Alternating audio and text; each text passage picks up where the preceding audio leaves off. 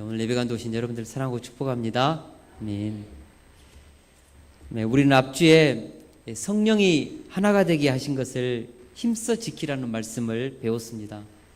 교회는 몸이 하나요, 성령도 하나요, 부르심의 소망도 하나요, 주도 한 분이요, 믿음도 하나요, 세례도 하나요, 하나님도 한 분이십니다. 교회는 나눌 수 없습니다. 교회는 성령이 평안에 매는 줄로 하나가 되게 하신 주님의 몸이라는 사실을 우리가 깊이 있게 기억해야 합니다. 그러므로 우리는 하나가 된 주님의 몸을 하나 그대로 유지하는 일에 힘써 지켜라. 이것이 앞주의 말씀이었습니다. 그러나 교회의 하나됨이 교회의 획일성을 말하고 있지는 않습니다. 획일성은 단조로움과 무미건조함과 붕어빵 찍어내듯 기계적인 닮은 꼴을 만들어냅니다. 교회가 하나가 되라고 해서 이런 획일성, 기계적인 닮은 꼴을 만들어내는 무미건조한 모임이 아니라는 사실입니다.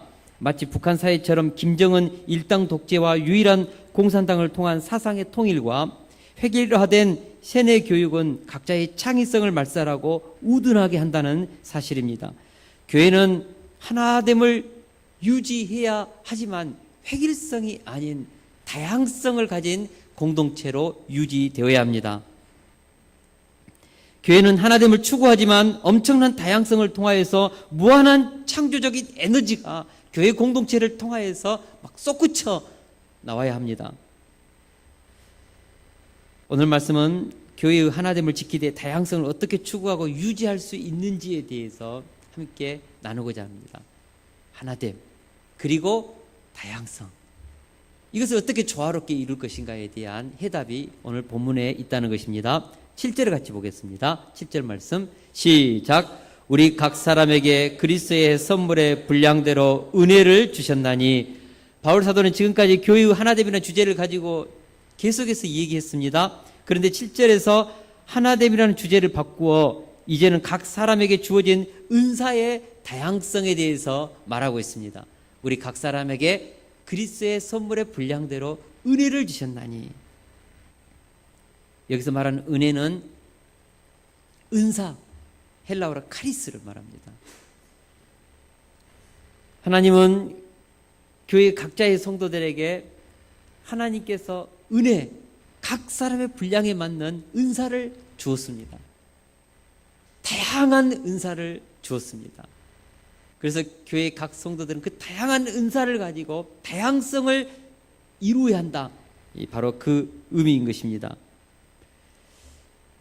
우리 예수님께서 십자가에 죽으시고 부활하시고 승천하시고 하나님 우편에 앉아 계셔서 성령님을 보내심으로 성령님을 통하여 우리에게 은사가 온 것이죠. 선물, 은사. 우리는 이 은사를 가지고 만물을 충만케 하라는 이 하나님의 이 지상 명령을 교회를 통하여 이루어내야 하는 것입니다.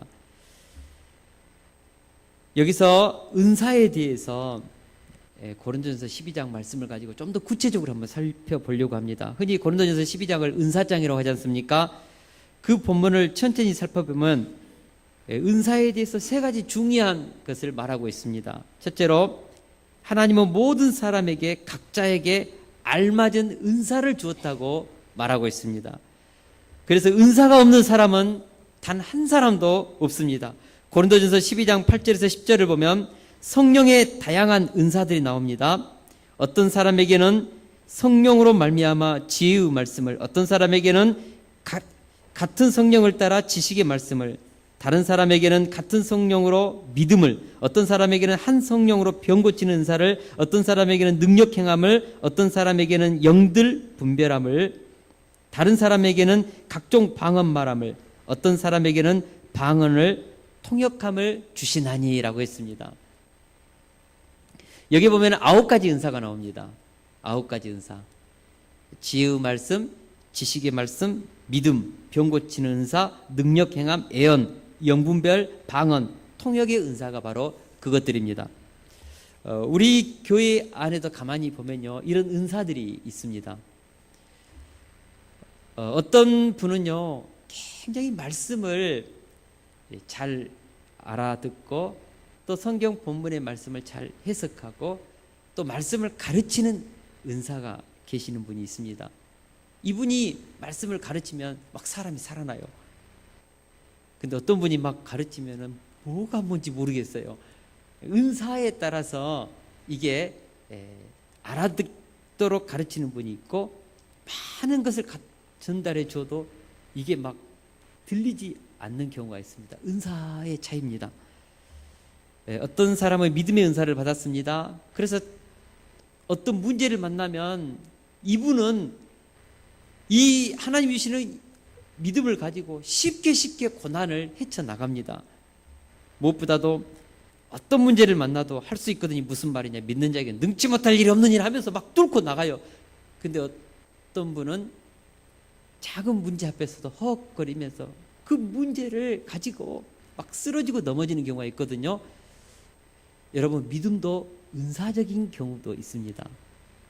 큰 믿음을 가진 사람은요, 인생을, 고난을, 아픔을, 얽힌 문제를 쉽게 그냥 품고 가요. 여러분, 그런 분들이 있어요. 다른 사람들이 봤을 때, 야, 저 정도 문제면은 인생 실족할 것 같은데, 자기는 떠날 것 같은데, 근데 그 사람 감당이 됩니다. 놀랍지요. 또 어떤 분은 병 고치는 은사도 있습니다. 우리 교회가 처음 개척해가지고 2010년 그 12월 달에 겨울 수련회 때 우리 호진 집사님 어깨에 엄청난 통증이 오랫동안 고질적인 질병으로 있었거든요. 근데 우리가 그때 다 손을 대고 함께 합심해서 기도했는데 진짜 고침받고 회복되었어요. 엄청난 일이 일어났습니다. 저도 어떤 분을 손을 얹어서 안수해서 기도했더니 고치고 치유되는 일이 일어났습니다. 은사, 이런 병 고치는 은사가 있는데 은사는 사모하면 줍니다. 저는 특별히 우리 부모님들에게 도전하고 권면합니다. 자녀들 아플 때, 심지어는 자기 질병을 가지고 있을 때 스스로에게 손을 대서 안수해서 기도할 수도 있습니다. 특별히 자녀들을 위해서 믿음으로 기도하십시오. 하나님께서 부모의 믿음의 기도를 받으시고 자녀의 질병을 치유하고 우리 형제와 자매들의 질병을 치유하는 역사가 있을 줄로 믿습니다. 야고보서 5장 16절에 보니까 병 낫기를 위하여 서로 기도하라고 했습니다. 그러면 우리가 몸이 아플 때 서로를 위해서 손을 얹고 기도할 수 있는 믿음이 있어야 합니다. 은사입니다. 은사는요, 항상 있는 것이 아니라 있다가도 없어지고 없다가도 생기고 직분을 감당하면서 없는 은사도 생기기도 합니다. 그래서 은사를 사모하라고 하지 않습니까? 어떤 분은 능력을 행하는 은사가 있는 분도 있습니다.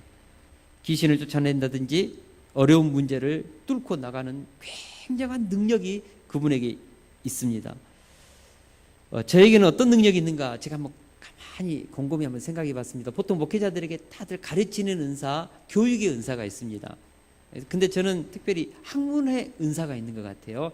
그래서 어떤 주제를 가지고 공부하면요, 참 체계적으로 깊이 있게 파는 그런 부분이 있어요. 저도 몰랐는데 제가 그 THM 신학 석사과정을 공부하면서 교수님들이 페이퍼를 써오면 잘했다는 말을 많이 들었거든요.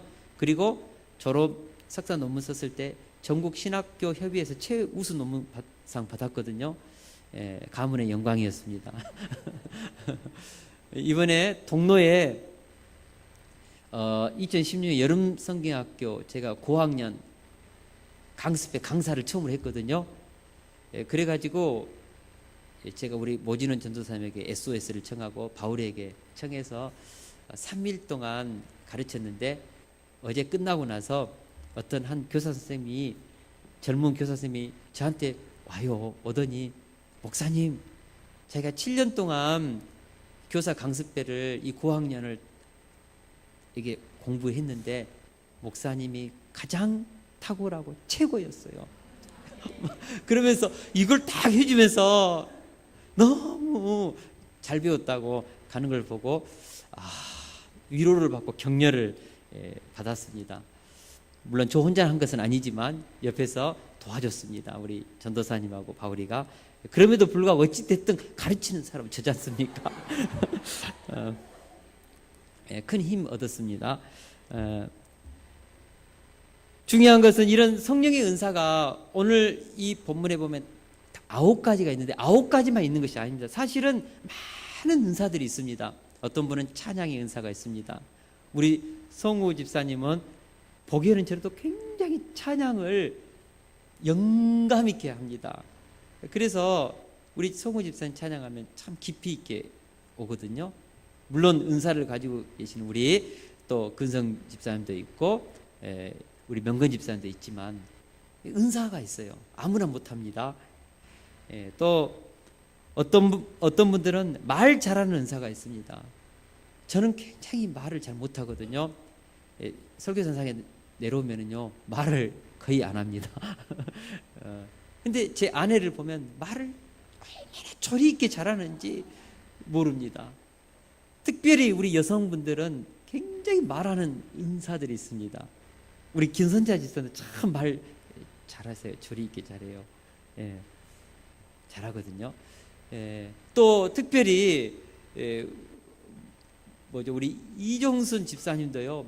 어찌나 말을 재미있게 상황에 맞게 하는지 우리 집사님이 탁 입을 열면 상황이 새롭게 전환되고요.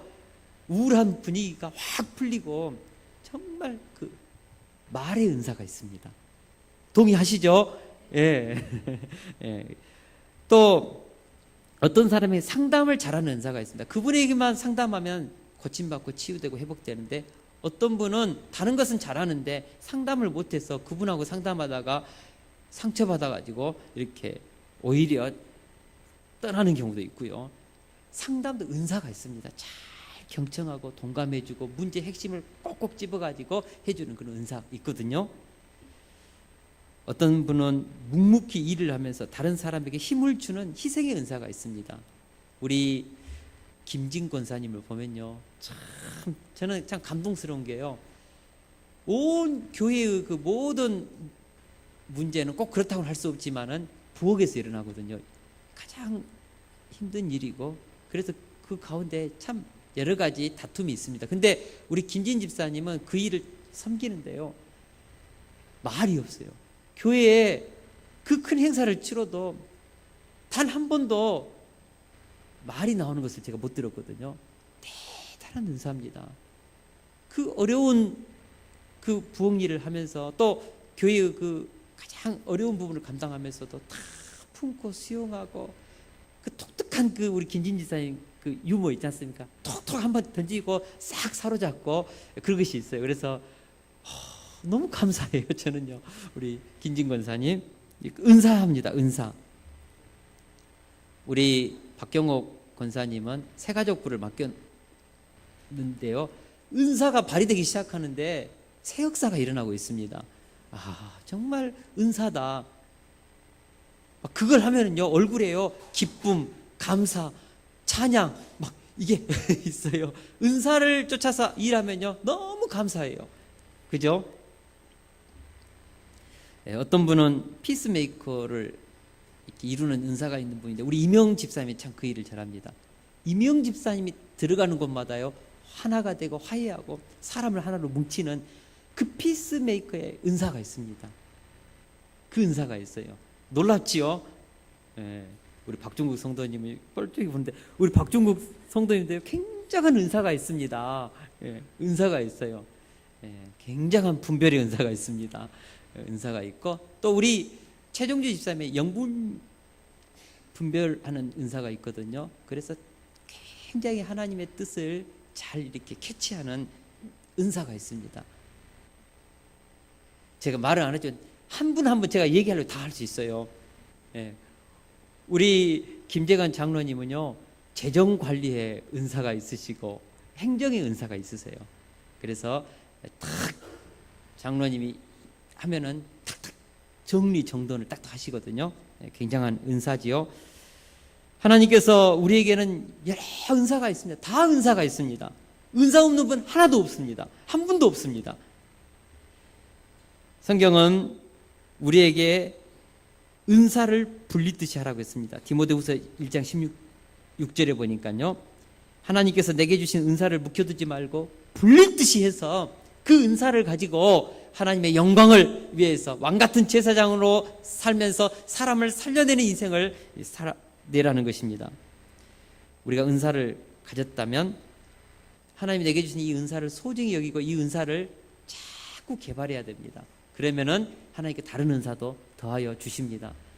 여러분, 내게 주신 은사를 자꾸 다른 사람과 비교 평가하면 안 됩니다.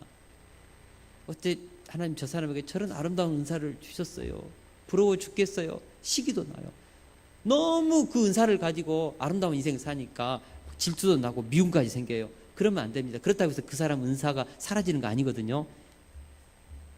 중요한 것은 우리는 다른 사람이 받은 은사를 깊이 인정하고 그 사람이 은사를 잘 발휘하도록 환경을 만들어주고 칭찬해주고 격려해줘야 합니다. 또 내가 받은 은사에 대해서 자부심을 가지고 잘 갖고 나가면 하나님께서 내게 주신 그 은사를 통하여서 상상할 수 없는 일들을 해내는 것입니다. 할렐루야.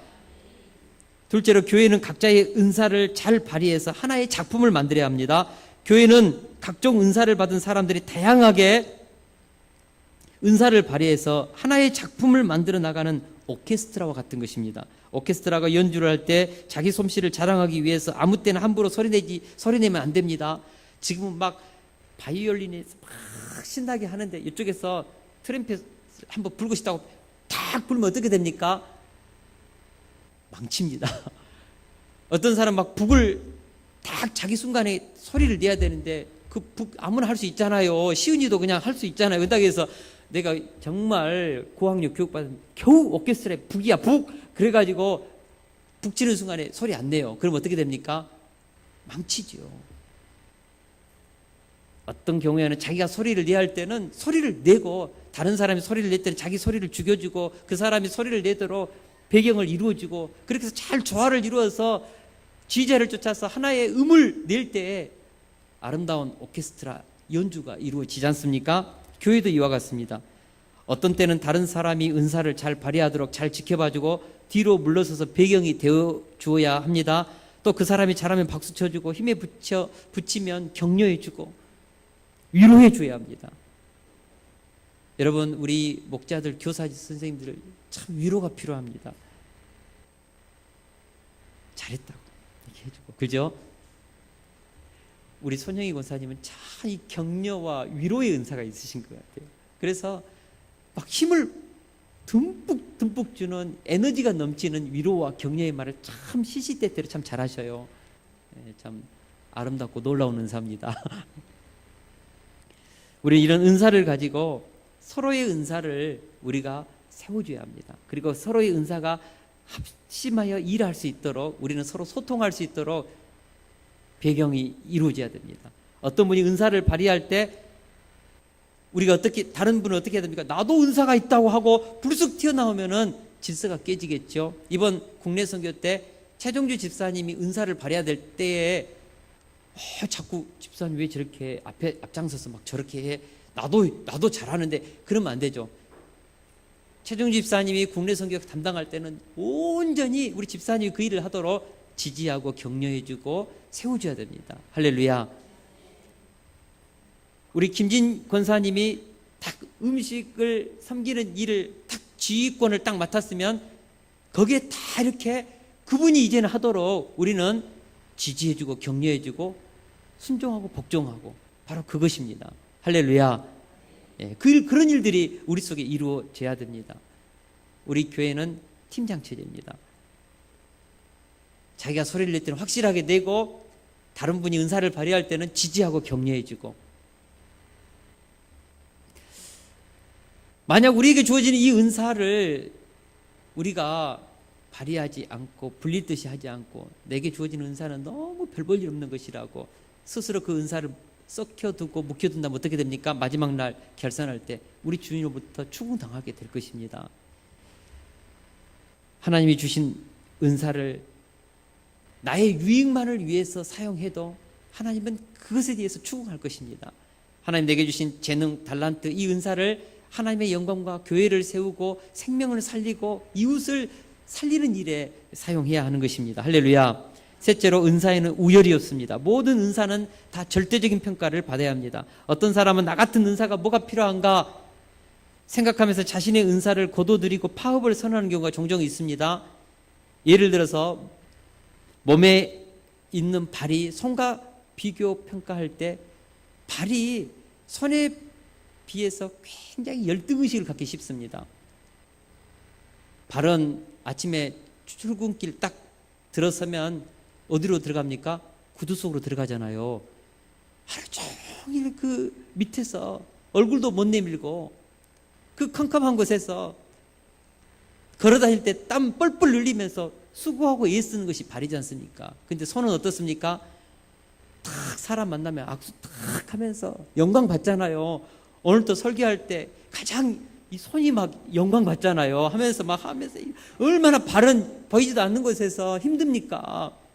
결혼식 할 때 이 손에다가도 다이아 반지, 금반지 끼워주지 않습니까?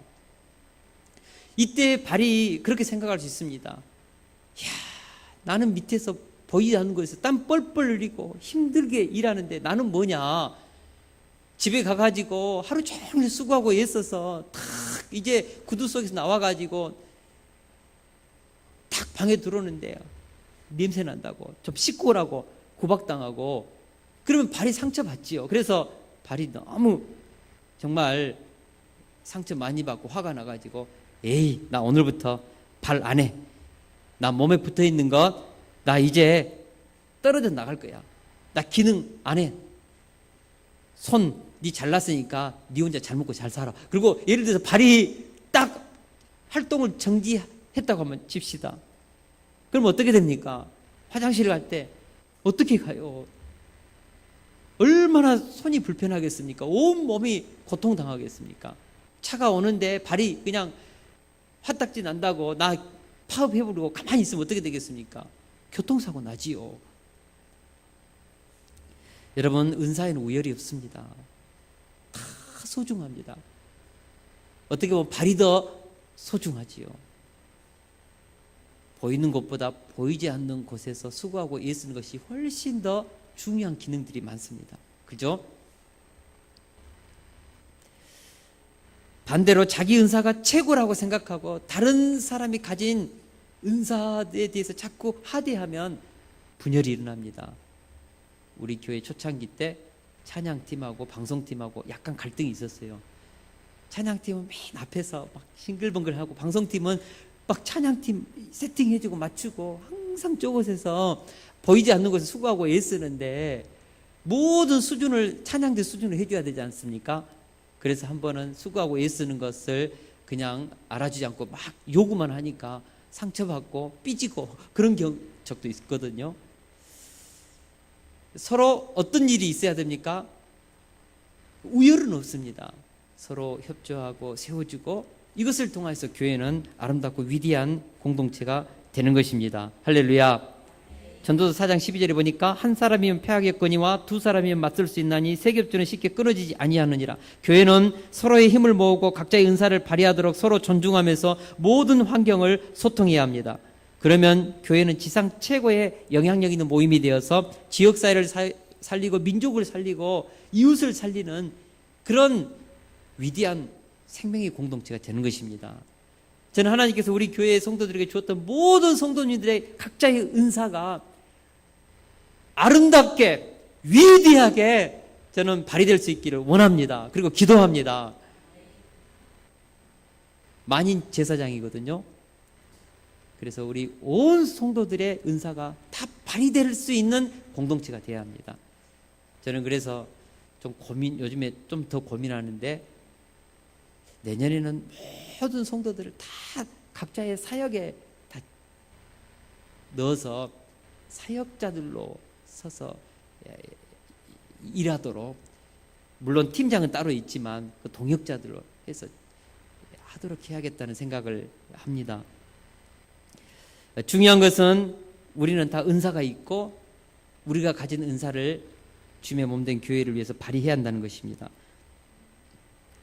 근데 중요한 것은 이 은사가 발휘될 때 이 은사가 다양성을 가지고 있기 때문에 자칫 잘못하면 이 은사를 통하여 교회가 분란이 일어나기 쉽습니다. 하나됨, 교회의 하나됨 속에는 다양성이라는 각자의 성도들의 은사가 있지만 이 다양성의 은사가 하나됨으로 가기 위해서 반드시 거쳐야 하는 것이 성숙함입니다. 그래서 하나님은 이 성숙함을 위해서, 성도들의 이 성숙함을 위해서 세운 사람들이 있습니다. 그들이 누구입니까? 우리 11절을 보겠습니다. 11절 시작. 어떤 사람은 복음 전하는 자로, 어떤 사람은 목사와 교사로 삼으셨으니. 아멘. 하나님은 성도들의 성숙을 위해서 교회의 지도자들을 세워주었습니다. 어떤 사람은 사도로, 어떤 사람은 선지자로, 그리고 어떤 사람은 복음 전하는 자로, 그리고 교사로, 목사로 세워줬습니다. 근데 초대교회는 선지자와 사도가 있었지만 그 이후부터는 복음 전하는 자와, 오늘날에 살아있는 직분은 복음 전하는 자와 목사와 교사의 직분만 살아있습니다. 복음 전하는 자는 선교사님들의 직분을 통하여서, 그리고 목사는 바로 개교의 담임 목회자들을 통하여, 또 교회 목회자들을 통하여, 그리고 교사는 교회학교 교사를 말하는 것이 아니라 신학교 교수님들을 말합니다. 깊이 있게 하나님의 말씀을 연구하는 분들, 이런 교사의 직분들이 있죠. 중요한 것은 사도, 선지자, 그리고 복음 전하는 자, 목사, 교사 다 무슨 직이죠? 가르치는 직입니다. 가르치는 직이거든요. 무엇을 말합니까? 하나님은 성도들을 성숙하게 하기 위해서 교회에 지도자를 세우는데, 이 지도자의 메인 직이 뭐예요? 가르치는 직입니다. 다시 말하면 성도들을 성숙하게 하기 위해서 반드시 말씀을 교회 지도자들은 가르쳐야 하고, 성도들은 말씀을 배움으로써 성숙에 이를 수 있습니다. 그래서 교회에서 가장 중요한 것은 말씀 훈련입니다.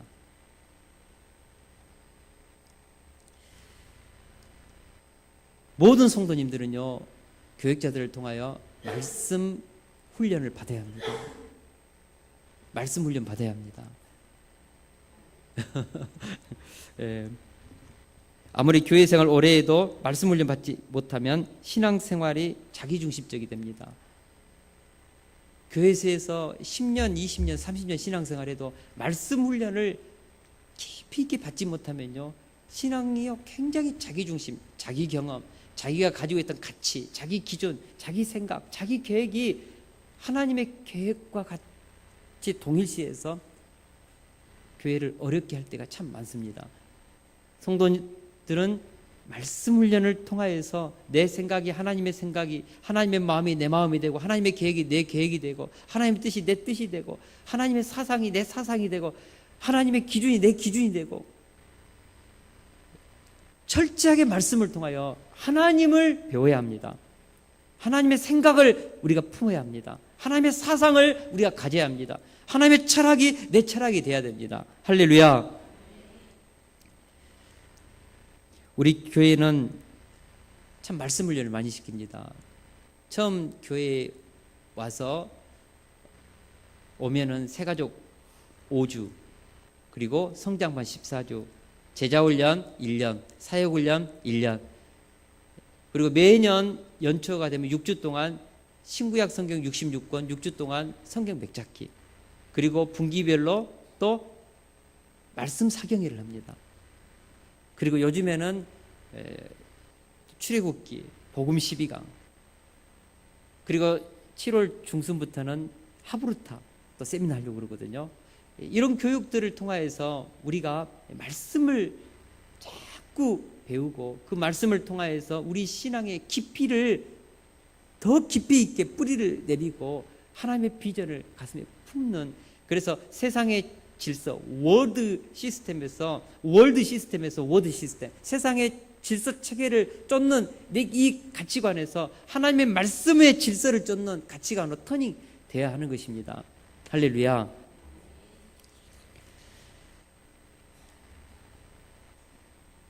특별히 목회자가 말씀 훈련을 통해서 성도를 교회의 일꾼으로 세우는 목적이 무엇인가? 말씀 훈련을 통하여서 교회를 일꾼을 세우는 목적이 무엇인가? 우리 12절 말씀을 같이 한번 보겠습니다. 12절 말씀 시작. 이는 성도를 온전하게 하여 봉사의 일을 하게 하여 그리스도의 몸을 세우려 하심이라.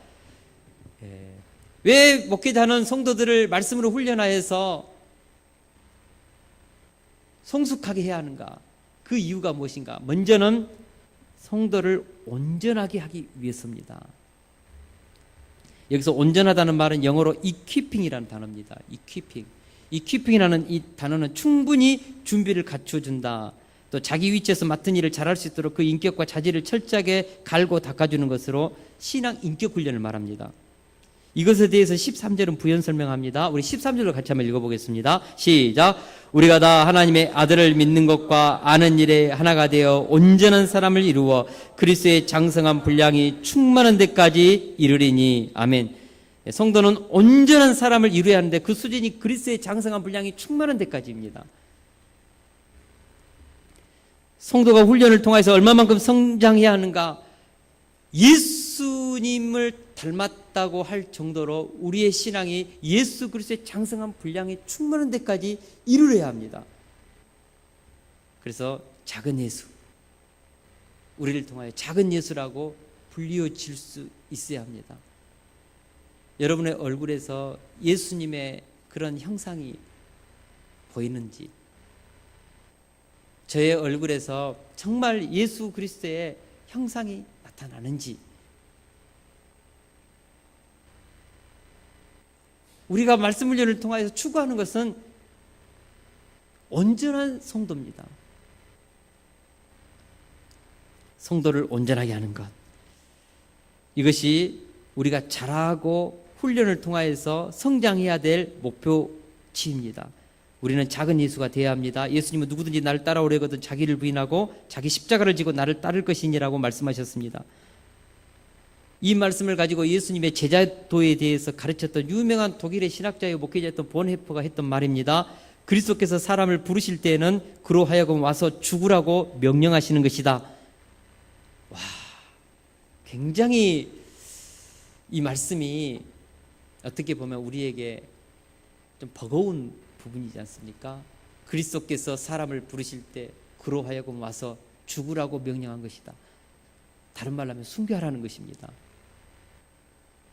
본헤퍼는 스스로 예수님의 제자도에 대해서 이렇게 정의하고, 우리가 예수님을 따르려고 한다면 우리도 주님과 같이 자기 부인, 자기 십자가 제한다는 거예요.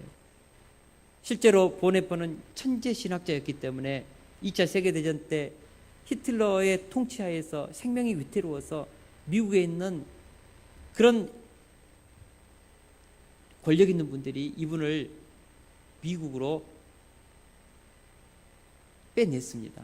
어떻게 보면은 그는 미국 망명자가 되어서 편안하게 자신의 인생을 살 수 있는 모든 조건이 갖춰졌음에도 불구하고 당시 히틀러 통치하에서 고통당하는 독일 고백교회를 살리기 위해서 그렇게 뿌리치는 손길을 거부하고, 잡는 손길을 거부하고 다시 독일로 돌아가서 술 취한 운전자가 버스를 운전하고 있기 때문에 끄집어 내려야 된다. 온 사람이 다치니까 히틀러 암살 작전에 스스로 그 일에 주동자가 되어서 하다가 결국은 게스타포에게 발칵되어서 형장의 이슬로 사라진 굉장히 참 아까운 분이십니다. 그러나 이분은 자신이 주장했던 이 제자도를 실천했습니다. 사랑하는 성도 여러분, 우리가 예수님의 제자로서 성숙한 사람이 되는 것은 아주 중요합니다. 뭘 통해서요?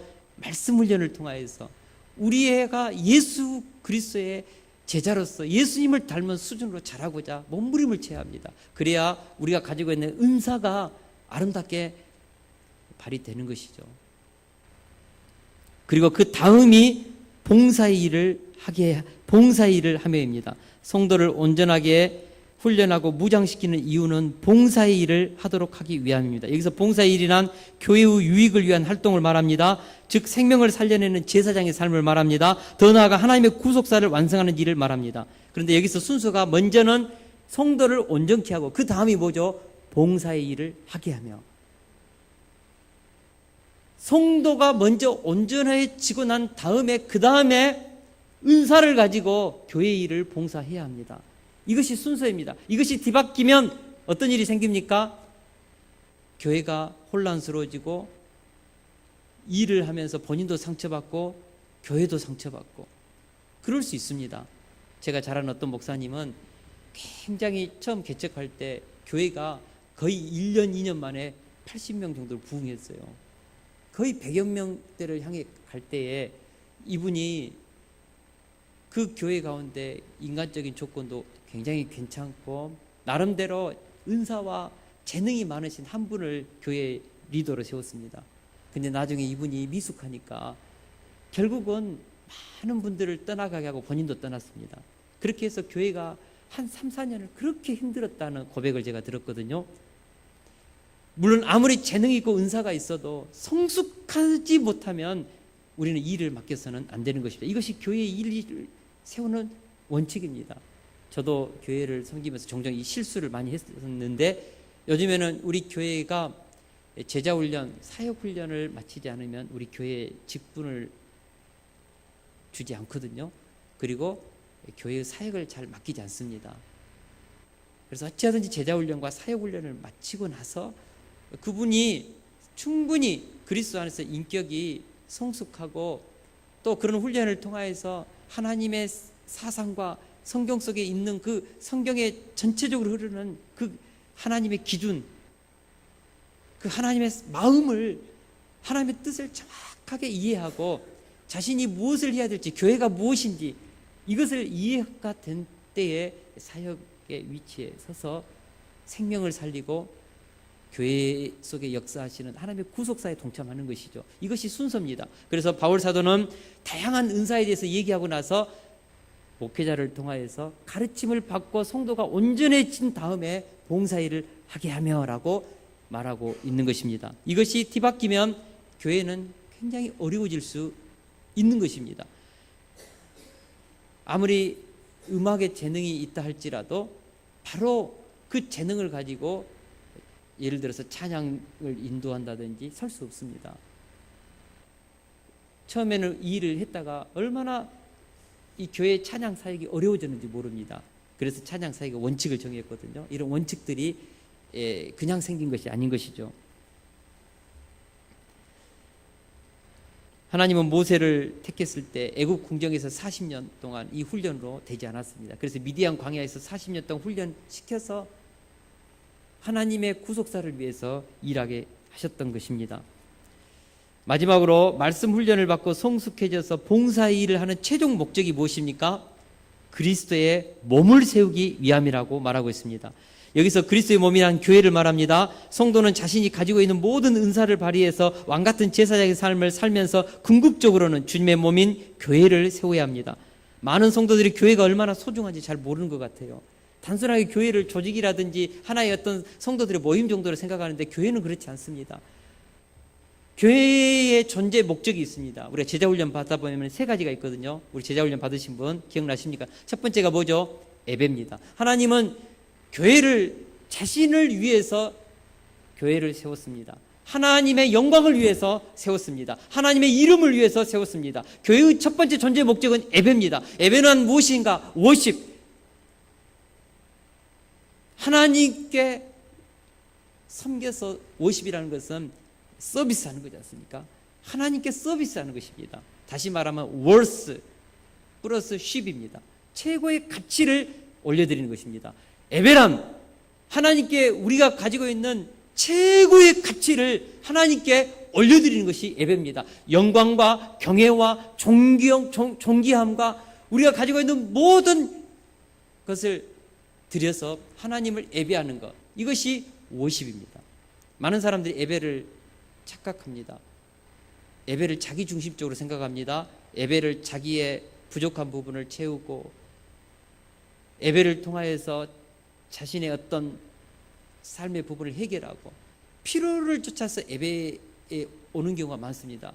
그러나 예배는 그것이 아닙니다. 내 감정이 아무리 슬프고 내 상황이 아무리 어렵고 힘들고 한다 할지라도 내 감정과 내 상황과는 상관없이 예배자는 하나님을 높이기 위해서 오늘 모인 줄로 믿습니다. 하나님을 영광스럽고 하나님을 찬양하고 하나님을 경외하고 모든 사람들이 하나님을 대적하고 하나님의 말씀을 어기고 자기가 왕이 되어서 그렇게 살아갈 때, 하나님을 하나님으로 대우하지 않고 살아갈 때 교회에 모인 하나님의 자녀들만이, 하나님의 백성들만이 하나님을 하나님 되게 하는, 하나님을 창조주요 우리의 구속주로 우리가 영접하고 그분의 이름을 높여 올려드리며 경배하는 것, 이것이 예배의 기본적인 정신이라는 사실입니다. 그래서 예배 드리고 나서 오늘 예배 은혜 못 받았다고 자기에게 피로를 향한 말을 하면 안 됩니다. 그것을 말하기 전에 뭐 해야 됩니까? 나는 오늘 정말 하나님께 신령과 진정의 예배를 먼저 올려드렸는지 그것부터 얘기해야 됩니다. 만약 그렇게 했다면 하나님으로부터 은혜도 올 것입니다. 하나님께 영광도 경배도 찬양도 올려드리지 않고 하나님께 받을 것만 생각하고 앉아있다면 이것은 교회를 세운 교회의 본질인 예배를 받으시기 위해 교회를 세웠는데 우리는 그것을 지극히 모르는 행위인 것입니다. 예배의 정신입니다. 하나님은 스스로 찬양받고 영광받기 위해서 하나님이 하나님 되기 위해서 교회를 세웠고 그리고 예배를 통하여 하나님은 영광받기를 원하십니다. 할렐루야. 두 번째 교회의 존재 목적이 무엇입니까? 훈련입니다. 교회는 훈련하는 곳입니다.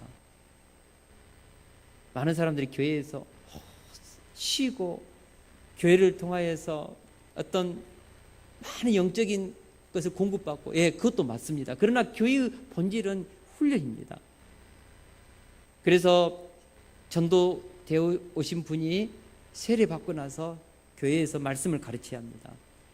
지속적으로 하나님을 알아가도록 하나님의 66권의 성경을 가르치면서 그 성도를 온전하게 세워가야 합니다. 교역자는 교회의 존재 목적 중에 또 하나의 중요한 목적인 훈련을 통해서, 가르침을 통해서 성도를 온전하게 세우는 이 일에 힘써야 합니다. 그리고 성도는 이 말씀 가르침을 통하여, 훈련을 통하여서 교회 공동체 안에서 성장해야 합니다. 그리고 나서 또 한 가지 교회의 존재 목적은 증거입니다. 그리고 나서 교회에서 훈련받고 나서 우리는 세상에 파송되어서 왕같은 제사장의 삶을 살아내는 것입니다. 교회에서 훈련을 통하여서 은혜받고 능력받고 하나님의 마음을 다시 품고 헷갈렸던 그런 기준을 다시 한번 말씀 중심으로 세우고 세상 질서에서 말씀 질서로 다시 내 가치관을 세워서 세상에 파송되어서 한 주 동안도 세상에 나가서 왕같은 제사장으로서 죽어가는 영혼들을 살려내고 자녀들을 살려내고 회복시키고 그래서 증거하는 인생. 어디까지요? 땅끝까지. 교회의 세 가지 존재 목적, 예배, 훈련, 증거. 이렇게 교회의 존재 목적입니다. 여러분, 교회는 그런 것입니다.